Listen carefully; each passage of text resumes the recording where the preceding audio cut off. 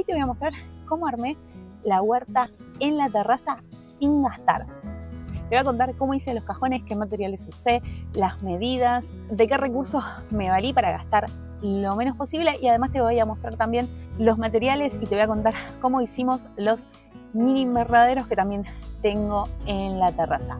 La idea es que si el día de mañana quisieras replicar una idea como esta en tu propio espacio, tengas todas las herramientas y opciones para que no gastes un peso. Bueno, estamos acá arriba en la huerta nueva en la terraza y te quería contar un poco cuál fue la idea atrás de este proyecto.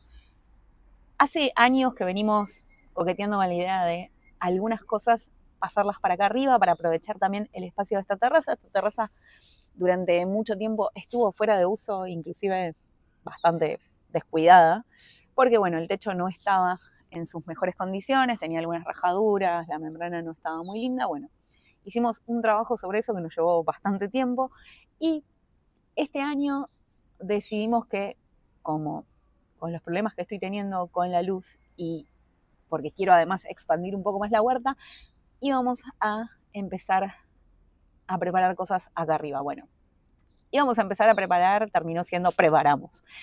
El año pasado Gabo ya me había hecho un prototipo de cantero para ver si me gustaba, si funcionaba. Funcionó bastante bien, lo tuve acá todo el verano pasado, pero bueno, fui probando un poco el tema del calor y del sol, porque la verdad es que la terraza tiene muchísimas horas de sol, pero también en verano tanto sol es contraproducente. Entonces hubo que ir como probando, testeando qué lugares tenían demasiada luz, demasiado sol y hacían que al final las plantas se terminaran estresando. Con ese primer intento, la verdad que funcionó bastante bien y fui más o menos probando dónde sí se podía y dónde no se podía, y bueno, es por eso que también terminamos decidiendo este sector donde estamos ahora, que es la parte de adelante de la casa.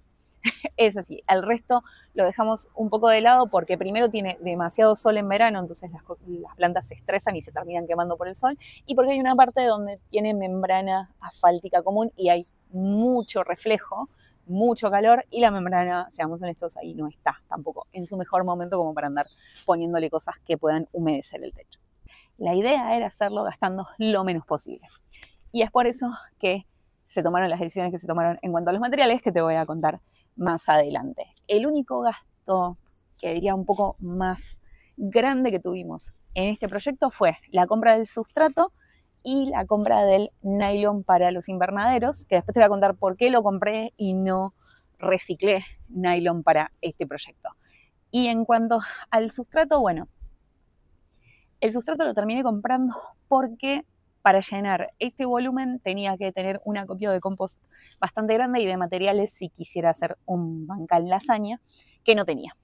Y se me vino encima la temporada de primavera-verano y ese material me iba a llevar bastante tiempo recolectarlo, por lo cual elegí ir y comprar directamente sustrato preparado para huertas. Es el sustrato de la marca que todos conocemos, que aparte para el cantero anterior ya lo había usado y me había dado muy buenos resultados. Ese cantero le había puesto, cuando Gabo me lo hizo, 3 bolsas que prácticamente no se compactaron, apenas sí bajó un poco el volumen, pero es muy poco, y las plantas se siguen desarrollando perfecto, a pesar de que no tuve que volver a abonar, no tuve que volver a poner compost, no les hice nada, y aún así las plantas se siguen desarrollando con absoluta normalidad. Y están siendo muy productivas, de hecho, tengo frutillas a lo loco en ese cantero, así que por eso también es que elegí comprar el sustrato, que bueno, fue un gasto y fue el gasto más grande de este proyecto. ¿Podría haber hecho un bancal lasaña? Sí, seguro. Los bancales lasaña funcionan perfecto y es una forma extra de ahorrar dinero. El bancal lasaña lo puedes hacer acumulando hojas, ramas, restos de podas orgánicos, que sepas más o menos de dónde vienen, y arriba poner una capa mucho más fina de compost o de sustrato preparado para canteros. Eso yo ya lo hice antes con unos canteros que tenía abajo y la verdad que funcionan excelente, así que si querés aprender a hacer un bancal lasaña te dejo el link al video en la descripción y en el comentario fijado. La verdad que los bancales lasaña son muy buenos, más allá del ahorro, porque al irse descomponiendo la materia orgánica que está en el fondo, seguís aportando nutrición a ese bancal y se va renovando esa nutrición. Lo que tiene de contra es que a la capa superior hay que ir rellenándola con cierta frecuencia, porque a medida que lo de abajo se va descomponiendo, lo de arriba se va bajando. Eso influyó un poco también en la decisión de comprar sustrato y no ponerlo como banca en lasaña, porque si no iba a estar teniendo que renovar la capa superior de sustrato todo el tiempo. ¿Qué madera usé para hacer los cajones y no gastar? Madera de pallets. Todos los cajones están hechos con pallets reciclados que fuimos recolectando de acá del barrio. En este barrio hay mucho pallet disponible porque hay muchos depósitos, así que pudimos rescatar pallets, salíamos a cazar pallets todos los fines de semana y los hicimos todos con madera de pallet, salvo uno que lo hicimos con maderas que teníamos en casa porque nos faltaba tan poquito para terminar que dijimos, bueno, vamos a aprovechar a sacarnos madera que teníamos y que sabíamos que no nos iba a servir para otra cosa. Si tu caso fuera que no tenés posibilidad de conseguir madera de pallet, que es gratis, lo que podés usar, y es una opción barata y resistente, es eucalipto de obra o madera salinea. ¿Por qué te digo esto? Porque la tentación de todos, y yo también caí en eso, es ir y comprar el pino cepillado. Por más que uno lo consiga barato, el pino cepillado no tiene la resistencia que necesitas para este tipo de usos. Porque el pino, al estar cepillado y hacer una madera blanda, es más propenso a que al estar húmedo, en contacto con la tierra todo el tiempo, se pudra más rápido. En general, el pino no dura mucho tiempo, así que si vas a recurrir a comprar madera, que sea una madera bastante rústica, como es, por ejemplo, el eucalipto de obra. Porque eso se lo va a aguantar un montón más. No vas a tener que ponerle tanta protección, tanto barniz y esas cuestiones, y además va a aguantar mucho más tiempo, además va a resistir el peso del sustrato, el ataque del agua, bueno, tiene mucha más resistencia. Es por eso que también la madera de pallet es tan buena para hacer este tipo de cosas, porque es madera que está ya previamente tratada para evitar que se pudra o que sea atacada por los bichos, y a la vez es una madera rústica resistente, porque también está pensada para que resista el peso de las cosas que le ponemos encima y etcétera. Entonces por eso la madera de pallet funciona tan bien para este tipo de usos. Este sello es el sello que tenés que buscar cuando vayas a buscar pallets para hacer cosas de la huerta. Este sello significa que los pallets fueron tratados por calor y no con un tratamiento con químicos. Este HT significa Heat Treatment, que es tratamiento con calor. Entonces, este es el sello que tenés que buscar. Si el pallet no dice nada, no tiene ningún sello, eso quiere decir que ese pallet probablemente haya sido tratado con algún pesticida químico. La idea es tratar de evitar esos pallets en la medida de lo posible. A veces no se puede porque lo único que hay son pallets de los otros, pero si podés encontrar de ese tipo de pallets, mucho mejor. Pero como te decía antes, si no tenés disponibilidad de madera de pallets, que probablemente te salga gratis, opciones para comprar baratas, las mejores son el eucalipto de obra y la madera salinea. Acá nosotros para hacer estos cajones tratamos de reciclar todo lo que teníamos a mano, inclusive los tornillos. Hay algunos de los cajones que tienen tornillos que eran los tornillos de la tornillera que íbamos juntando, así que hay un poco de todo. En sí, el único material nuevo que usamos fue el sustrato y algunos clavos. Algunas partes de los cajones están clavadas, algunas partes de los cajones están atornilladas. Se puede hacer todo completamente atornillado, pero bueno, Gabo quería probar a ver cómo quedaban clavados y la verdad que se la aguantaron bastante bien con los clavos, pero por ejemplo las patas están atornilladas para darles más resistencia. Con tornillos, por supuesto, va a ser mucho más resistente y mucho más rápido que hacerlo con clavos, eso seguro. Y en cuanto a las medidas, la idea para hacer menos cortes y tardar menos tiempo fue usar las medidas de la madera de pallet. Por ejemplo, todos son del largo del pallet con el que los empezamos. La mayoría son de 1,20. Hay uno que es de 1 metro. El largo del cajón es una madera entera de pallet. El alto está determinado también por el alto de los listones. Son 4 listones todos los cajones, así que son más o menos 40 centímetros, porque no son exactamente de 10 centímetros todos los listones de pallet. Para cada cajón usamos 2 pallets, porque más o menos, algunos traen más, algunos traen menos madera, pero más o menos son 2 pallets dependiendo cuánta madera traía cada uno. Los listones de abajo también son listones enteros y lo único que cortamos fueron las patas y los listones de los costados. Las patas son aproximadamente medio listón, lo mismo que el ancho es aproximadamente medio listón. La idea era economizar en cortes, porque lo que lleva más tiempo es cortar la madera. Entonces, al hacer las dimensiones del cajón alguna clase de múltiplo de la dimensión del pallet, haces muchísimo más rápido y además desperdicias menos madera, porque si usas una medida fija que se te ocurrió a vos, por ahí vas a desperdiciar un montón de madera. Acá lo que hicimos fue economizar madera al máximo. Ahora, si tu espacio no te da para poner ningún múltiplo de tamaño de pallet, bueno, ahí sí no te va a quedar otra más que cortarlo. En este caso para nosotros era bárbaro porque teníamos el espacio para hacer tal cosa. Para desarmar los pallets, lo mejor que podés hacer es usar una barreta. Conseguite una barreta, los barreteás y la verdad es que salen bastante fácil. Lo que lleva más tiempo es no tanto desarmarlos, o sea, separar todas las maderas, sino sacarle todos los clavos.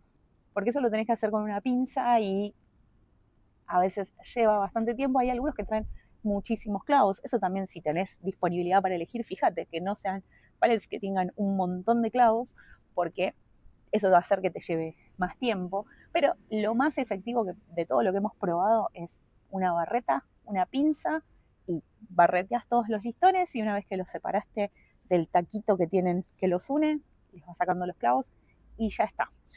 Y si se te rompen listones o justo los pallets que encontraste tienen listones rotos, bueno, esos listones rotos los podés usar para hacer los costados. Le sacás la parte fea y ya con eso te alcanza. Y también tenés que tener en cuenta que no te van a quedar súper perfectos. Probablemente haya lugares donde te queden más separados, más juntos. Pero la realidad es que en este uso no debería ser un problema, porque vos necesitas que el agua drene por algún lado. Entonces, si no te quedan exactamente pegaditos uno al lado del otro, no hay drama, porque total, por ahí va a escurrir el agua y a vos no te va a afectar. Tampoco te tienen que quedar luces de 5 centímetros porque se te va a escapar el sustrato por ahí. Pero si te queda una luz de un par de milímetros entre listones, nada va a suceder. Una vez que tenés los cajones hechos, una de las preocupaciones es, más allá de que la madera de pallet ya de por sí viene tratada y es bastante resistente, una de las preocupaciones es evitar que se pudran para que duren más tiempo.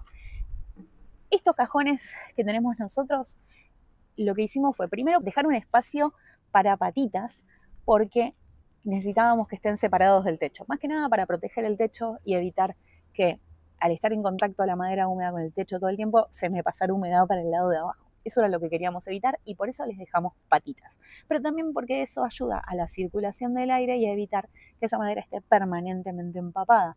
Algo que me pasa en los canteros que tengo abajo cuando los hago con madera de pallet es que la madera de pallet está todo el tiempo en contacto con el suelo húmedo del suelo, o sea, con el piso húmedo, y esos suelen ser los listones que se dañan primero. Los listones de abajo que están en contacto con la tierra todo el tiempo y que nunca se secan, suelen ser los primeros en pudrirse. Los primeros en pudrirse igual tardan sus buenos 5 o 6 años en pudrirse, no es que se van a pudrir de una temporada para la otra. Pero si a eso le sumás la precaución adicional de separarlos del suelo y evitar que estén constantemente empapados, vas a favorecer a la durabilidad de la madera. Pero por encima de eso, para hacerlas aún más durables, tenés métodos de protección que podés ponerle más que nada del lado de adentro, que es donde van a estar en contacto con el sustrato mojado todo el tiempo. Tenés varias opciones. Podés usar pinturas resistentes al agua, podés usar barnices. Nosotros lo que elegimos para estos cajones en particular, para los nuevos, fue quemarlos. A los bichos la madera quemada no les gusta. Si vos chamuscas con un soplete la madera, o sea, que quede marrón, chamuscada, no completamente quemada, solo un poco chamuscada, eso va a desalentar a los bichos a querer comerse esa madera y le va a dar una protección extra contra la humedad. Esa es una forma fácil, sin uso de químicos, sin tener que comprar nada. Nosotros teníamos el soplete que habíamos usado para arreglar la terraza, así que aprovechamos y sopleteamos adentro todos los cajones. Si no tenés acceso a un soplete, bueno, este método se te va a hacer un poco más complicado porque es un volumen bastante grande el que tenés que sopletear. Te puede llegar a ser más complicado, pero si tenés acceso a un soplete de una garrafa, se sopletea y la verdad que se hace muy rápido, la verdad que la madera se quema muy fácil y además no tenés que esperar a que se seque ni nada, le das con el soplete y ya está. Habremos tardado en hacer los 5 cajones media hora con toda la furia. Se hace muy rápido, pero tenés que tener el soplete. Si no tenés el soplete, tus otras opciones son Por ejemplo, la pintura asfáltica. Yo en el otro cajón que habíamos hecho el año anterior, había usado pintura asfáltica para protegerlo. La famosa brea o pintura asfáltica que se usa también para proteger los techos, sirve para proteger la madera del lado de adentro, te queda completamente impermeabilizado y hasta, por lo menos donde investigué, no se transfiere esa pintura al sustrato, o sea que no estás con riesgo de contaminar tu sustrato por usar pintura asfáltica. Si alguien sabe algún dato sobre esto que complemente esta información, porfa, me lo deja en los comentarios, porque hasta donde yo averigüé, parecía que no era inocua, inerte y no pasaba el sustrato. Pero si alguno tuvo alguna mala experiencia con la pintura asfáltica, cuénteme, porque me interesa saberlo para dejar de recomendarlo si fuese el caso. Y después tenés otras pinturas como las pinturas de pileta, los barnices, pero ya ahí te estás metiendo en algo que es menos seguro que no filtre. Y además, por ejemplo, en el caso de los barnices, por más que tengan protección UV, duran bastante poco tiempo, porque si lo vas a tener al sol fuerte todo el tiempo, es muy probable que ese barniz se termine resecando con el tiempo y termine no funcionando o teniendo que renovarlo todos los años, año por medio. No te recomiendo el barniz. Yo acá, por lo menos, con todas las cosas exteriores, he tenido malas experiencias con los barnices. Pero bueno, eso es, elige un poco tu propia aventura. Si vos tuviste buena experiencia con el barniz, nada te impide usarlo. Yo la verdad que no lo recomiendo mucho porque no tuve muy buenos resultados. Hasta ahora lo mejor ha sido fuego y pintura asfáltica, y la realidad es que los de abajo ni siquiera, no tienen nada directamente. ¿Qué herramientas necesitas para hacer esto? La verdad que muy pocas. La barreta para desarmar los pallets, si no compraste la madera, un serrucho o una caladora si querés ser un poco más profesional o querés hacer más rápido para cortar esa madera, un destornillador o una agujereadora para atornillar los tornillos, si los vas a hacer con clavos, un martillo y nada más. La verdad que no necesitas de muchas herramientas y son herramientas que uno suele tener en casa porque las usa para un montón de cosas. Nosotros usamos mayormente la caladora. Gabo tiene una atornilladora inalámbrica y con la atornilladora inalámbrica los hizo muy rápido porque los tornillos se colocan muy fácil de esa manera. Por ahí si lo tenés que hacer con el destornillador te va a llevar un poco más de tiempo porque bueno, uno se cansa, la atornilladora no, como mucho se le acaba la batería. Pero no necesitas invertir mucho en herramientas, si no las tenés, bueno, no está de más tener un destornillador, no está de más tener un serrucho para la huerta porque esas cosas se usan mucho, pero si las tenés, bueno, son cosas que tenés en tu casa, no necesitas equipamiento extraño. Por ahí lo más que puede ser que te falte es una barreta, porque no creo que mucha gente tenga una barreta en su casa, pero bueno, nosotros la compramos, si no recuerdo mal, para desarmar pallets a la barreta, cuando empezamos allá lejos a hacer el desarmado de pallets de forma cotidiana, digamos, para distintos proyectos, pero la verdad que son herramientas que las compras una vez y no las compras nunca más y que no son excesivamente caras. Va a depender mucho de qué tan buena calidad sea, pero por ejemplo una barreta no importa que sea de súper buena calidad. Un destornillador no te viene mal conseguir uno de buena calidad porque es algo que te va a durar muchos años, lo mismo que una agujereadora. Pero esas son básicamente todas las herramientas que usamos: serrucho, barreta, destornillador y agujereadora. Y al metro, obvio, para medir. ¿Cuánto tardamos en hacer esto? Más o menos, te diría que 6 horas por cantero, desde desarmar el pallet, cortar las maderas, clavar las maderas, subir. La realidad es que el desarmado del pallet, los cortes y todo el atornillado y armado del cantero lo hizo Gabo solo. Yo solo lo ayudé a subirlos y luego los ubiqué y los llené de sustrato. No participé tanto en el proyecto. Probablemente si lo hubiéramos hecho entre los dos, lo hubiéramos hecho más rápido. Pero bueno, mientras él hacía eso, yo me dedicaba a otras cosas que tenía que hacer porque si no, no me da el tiempo para hacer todo lo que hago. Pero sí, más o menos es algo que es un proyecto de fin de semana. Si el sábado salís a buscar los pallets, probablemente el domingo ya tengas tu cantero y ya puedas empezar a sembrar cosas en tu cantero. No toma demasiado tiempo y, como te dije, no requiere de grandes gastos para empezar. Lo que sí no está de más es que te tomes tu tiempo para desarmar los pallets. Esto te lo digo yo como persona ansiosa que no se toma su tiempo para hacerlo, versus Gabo, que sí lo hace con tiempo, con paciencia, con parsimonia, y al no se le rompen las maderas, a mí sí. O sea, si vos le entras a barretear a lo bestia, lo más probable es que quiebres un montón de listones. Es conveniente que te tomes tu tiempo para hacer la parte del desarmado del pallet porque vas a desperdiciar muchísima menos madera si lo haces así, que si lo haces a las apuradas como suelo trabajar yo. Y en relación con los mini invernaderos también los hicimos con madera de pallets.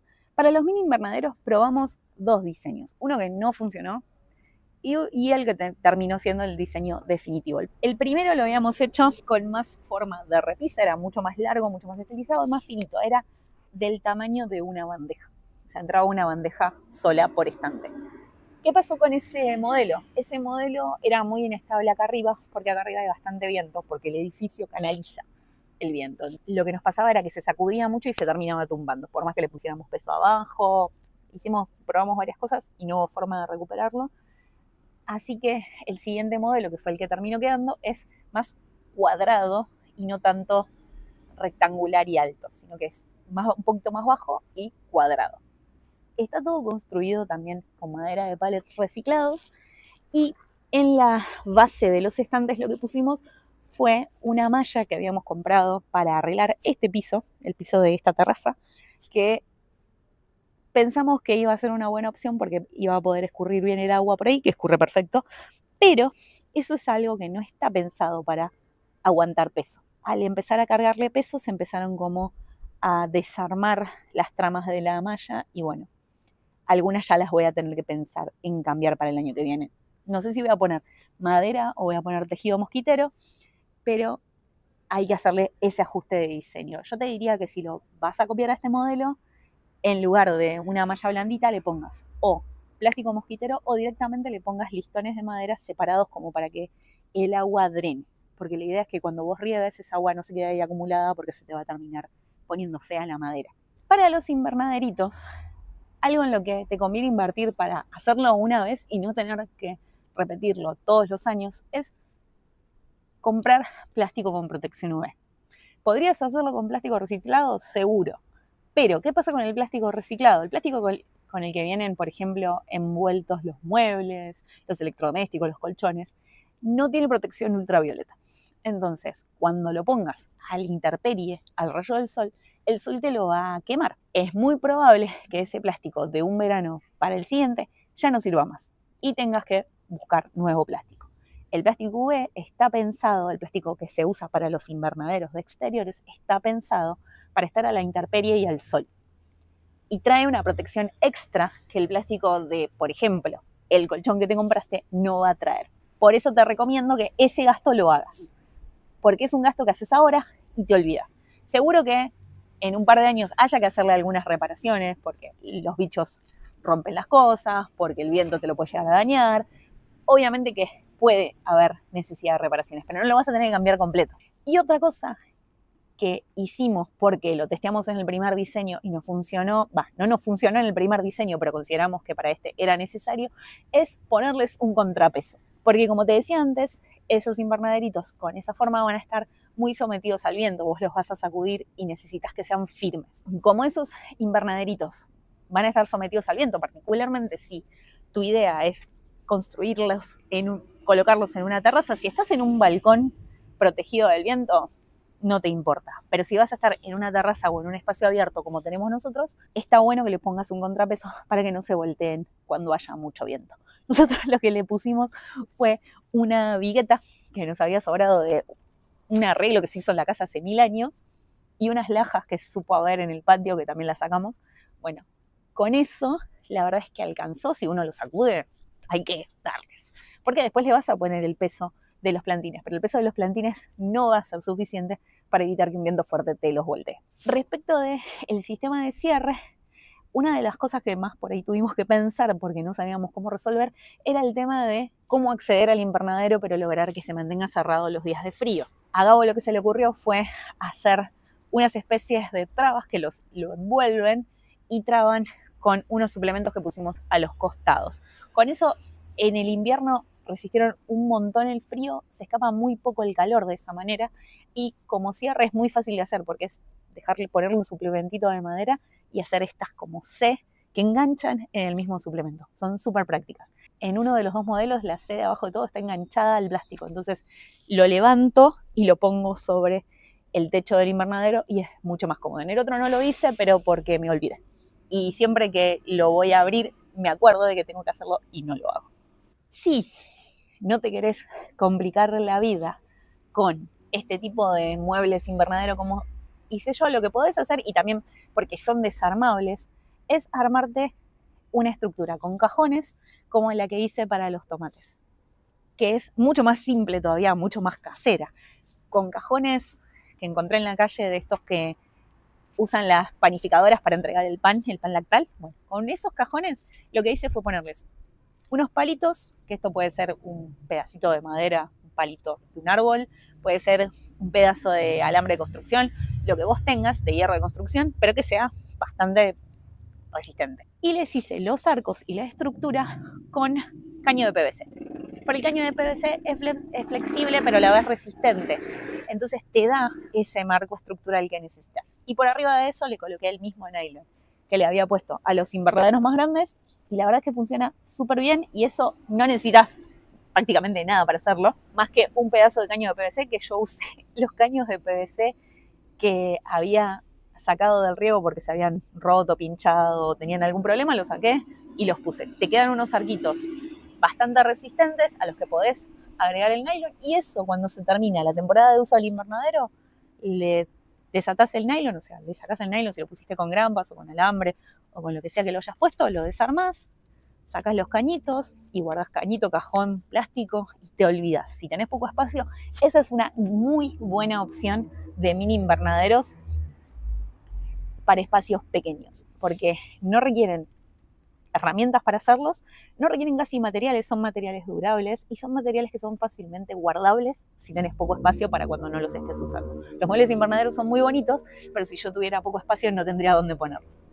Bueno, en resumidas cuentas, toda esta huerta se armó sin gastar prácticamente dinero, todo con materiales reciclados y en muchos casos con materiales que teníamos en la misma casa. Lo más caro en lo que nosotros invertimos acá fue en el sustrato, pero la verdad es que todo lo demás se puede resolver con creatividad y paciencia, con lo que tengas a tu alrededor, y es solo cuestión de pensar cómo reciclar todo lo que tenemos a nuestro alrededor. ¿Estás pensando en armar tu propia huerta? Armala con lo que tengas a mano, porque lo importante es empezar. Podés usar cajones de madera reciclada, podés usar tachos de plástico, baldes, lo que tengas a mano. La idea es poder empezar. Y si no tenés absolutamente ninguna idea de por dónde empezar y te gustaría tener alguna clase de recurso que te guíe en estos comienzos, te recomiendo que te des una vuelta por mi blog en lahuerta.com. En la tienda vas a encontrar el libro Huerta Urbana Autosuficiente, el cual te va a ayudar si realmente no tenés ni idea por dónde empezar, con lo más básico que a mí me hubiera gustado que me dijeran cuando empecé con la huerta. Si te gustó este video, te invito a suscribirte al canal, a dejarme tu like y a contarme en los comentarios qué otros materiales creativos has utilizado en tu propia huerta, si es que ya empezaste, y si estás pensando en empezar, qué más te gustaría saber. Como les digo siempre, muchas gracias por quedarse hasta el final y nos vemos en un próximo video.